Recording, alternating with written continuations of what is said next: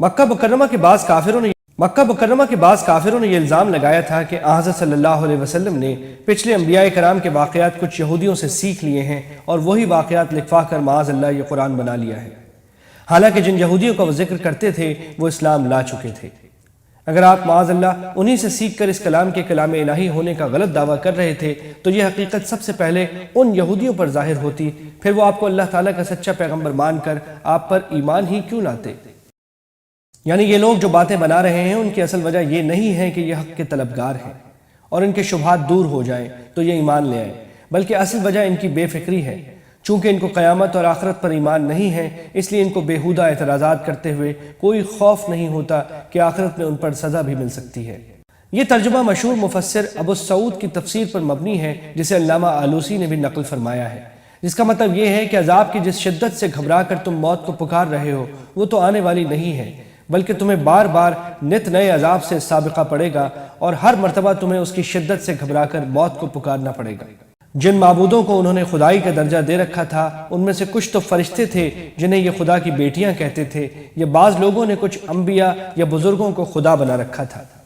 ان کی طرف سے تو یہ جواب ظاہر ہی ہے، لیکن جو لوگ بتوں کے پوچھتے تھے ان کے بارے میں یہ سوال ہو سکتا ہے کہ وہ تو پتھر تھے اور ان میں بولنے کی صلاحیت کہاں تھی؟ اس کا جواب یہ ہے کہ یہاں صرف ان مشرکین کا ذکر ہے جو انسانوں یا فرشتوں کو خدا بنائے بیٹھے تھے اور ان کی علامت کے طور پر بتوں کو پوجتے تھے، اور یہ بھی ممکن ہے کہ اس موقع پر اللہ تعالیٰ ان پتھروں میں بھی بولنے کی صلاحیت پیدا فرما دے۔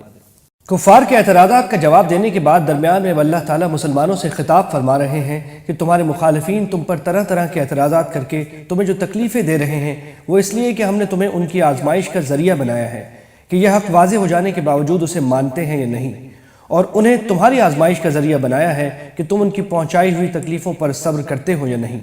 چونکہ تمہارے صبر ہی سے یہ ظاہر ہوگا کہ تم نے حق کو سچے دل سے قبول کیا ہے۔ یہ ان کا تکبر ہے جو ان سے ایسی باتیں کہلوا رہا ہے۔ یہ اپنے آپ کو اتنا بڑا سمجھتے ہیں کہ اپنی ہدایت کے لیے کسی پیغمبر کی بات ماننا اپنی توہین سمجھتے ہیں، اور مطالبہ یہ کرتے ہیں کہ اللہ تعالیٰ خود آ کر انہیں سمجھائیں یا کم از کم کوئی فرشتہ بھیجیں۔ مطلب یہ ہے کہ فرشتوں کو دیکھنے کی ان میں تاب ہی نہیں ہے، اور فرشتے انہیں اس وقت دکھائے جائیں گے جب وہ انہیں دوزخ میں ڈالنے کے لیے آئیں گے، اس وقت یہ ان کو دیکھنے سے پناہ مانگیں گے۔ جن اعمال کو انہوں نے نیکی سمجھ رکھا تھا وہ آخرت میں گرد و غبار کی طرح بے حقیقت نظر آئیں گے، اور ان کے جو کام واقعی اچھے تھے ان کا بدلہ اللہ تعالیٰ انہیں دنیا میں ہی دے دے گا، لیکن آخرت میں تمام نیکیوں کے قبول ہونے کے لیے ایمان لازمی شرط ہے، اس لیے وہاں یہ نیکیاں بھی کام نہیں آئیں گی۔ اگرچہ سیاق و سباق کی روشنی میں یہاں قوم سے مراد کافر لوگ ہیں، لیکن یہ مسلمانوں کے لیے بھی ڈرنے کا مقام ہے کہ اگر مسلمان ہونے کے باوجود قرآن کریم کو پس پش ڈال دیا جائے تو کہیں وہ بھی اس سنگین جملے کا مصداق نہ بن جائیں اور نبی کریم صلی اللہ علیہ وسلم شفاعت کے بجائے شکایت پیش کریں،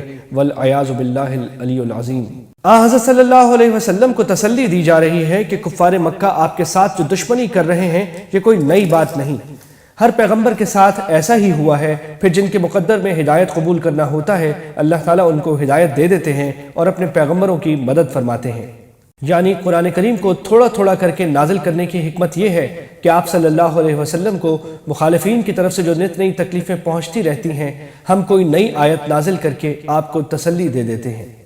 یہ قرآن کریم کو تھوڑا تھوڑا کر کے نازل کرنے کا دوسرا فائدہ ہے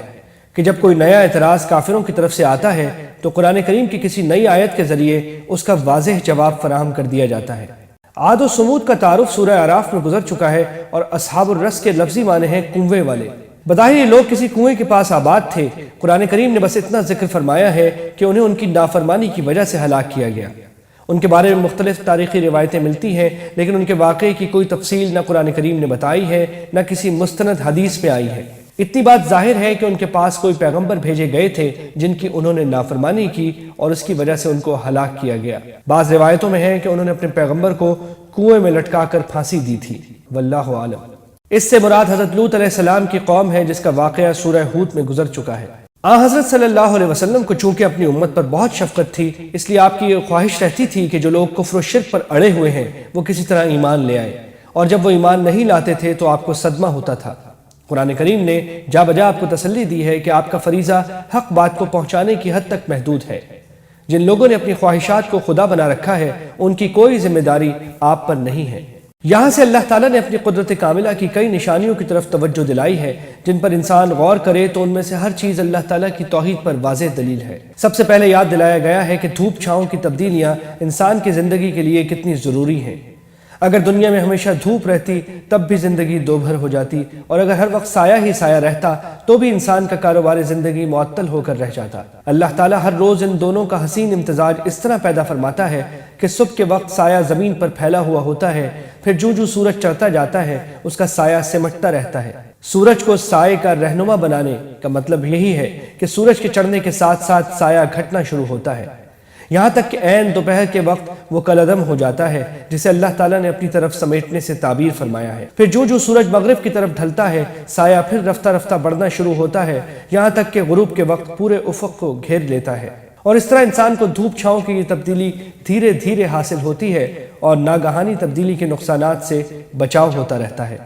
پانی کی الٹ پھیر کا ایک مطلب تو یہ ہے کہ وہ پانی اللہ تعالیٰ انسانوں کے درمیان اپنی حکمت سے ایک خاص تناسب کے مطابق تقسیم فرماتے ہیں، اور دوسرا مطلب یہ بھی ہو سکتا ہے کہ پانی کا اصل ذخیرہ سمندر میں ہے، اللہ تعالیٰ وہاں سے اسے بادلوں کے ذریعے اٹھاتے ہیں اور پہاڑوں پر برف کی صورت میں جما دیتے ہیں، جہاں سے وہ پگھل کر دریاؤں کی صورت اختیار کر لیتا ہے اور لوگ اس سے اپنی ضروریات پوری کر کے اسے ضائع کر دیتے ہیں۔ لیکن یہی مستعمل پانی ندی نالوں کے ذریعے دوبارہ سمندروں میں جا گرتا ہے اور پاک پانی کے ذخیرے میں بہہ کر دوبارہ اس قابل ہو جاتا ہے کہ اسے پھر بادلوں کے ذریعے اوپر اٹھایا جائے۔ دریاؤں اور سمندروں کے سنگم پر یہ نظارہ ہر شخص دیکھ سکتا ہے کہ دو الگ الگ قسم کے پانی ساتھ ساتھ چلتے ہیں، لیکن ایک دوسرے میں گڑبڑ نہیں ہوتے، بلکہ دور تک ان کی خصوصیات الگ الگ دیکھی اور محسوس کی جا سکتی ہیں۔ یہی وہ عجیب و غریب آڑ ہے جو دونوں کو ایک دوسرے کی سرحد عبور کرنے نہیں دیتی۔ استوا کے لفظی معنی سیدھا ہو جانے اور مضبوطی سے بیٹھ جانے کے ہیں۔ اللہ تعالیٰ کے عرش پر استوا فرمانے کا کیا مطلب اور اس کی کیا کیفیت ہے،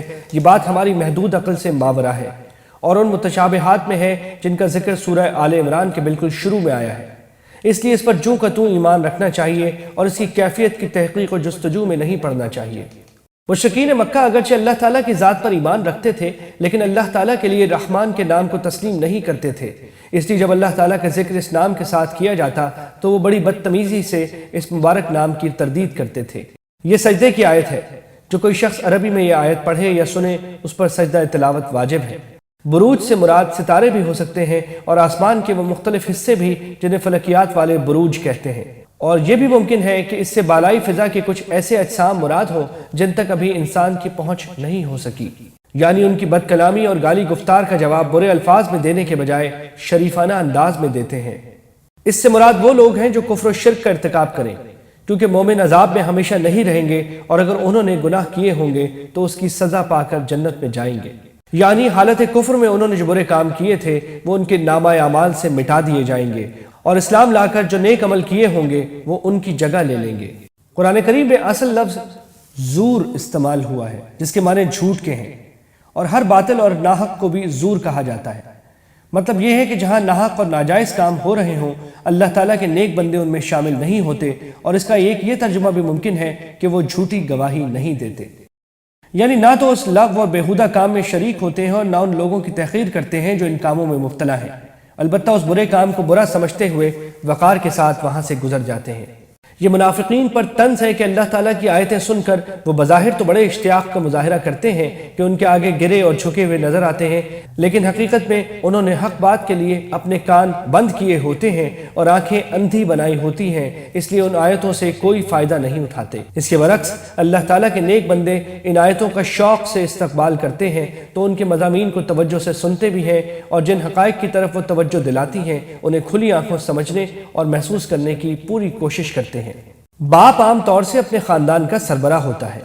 اس کو یہ دعا سکھائی جا رہی ہے کہ بحیثیت باپ اور شوہر کے مجھے اپنے بیوی بچوں کا سربراہ تو بننا ہے، لیکن میرے بیوی بچوں کو متقی پرہیزگار بنا دیجئے تاکہ میں پرہیزگاروں کا سربراہ بنوں جو میری آنکھوں کی ٹھنڈک ہوں، فاسق و فاجر لوگوں کا سربراہ نہ بنوں جو میرے لیے عذاب جان بن جائے۔ جو لوگ اپنے گھر والوں کے رویے سے پریشان رہتے ہیں انہیں یہ دعا ضرور مانگتے رہنا چاہیے۔ یہ خطاب ان لوگوں سے ہے جو اللہ تعالیٰ کی عبادت کرتے ہیں، اور مطلب یہ ہے کہ اگر تم اللہ تعالیٰ سے رجوع نہ کرتے اور اس کی عبادت سے روح گردانی کرتے تو اللہ تعالیٰ کو بھی تمہاری کوئی پرواہ نہیں تھی،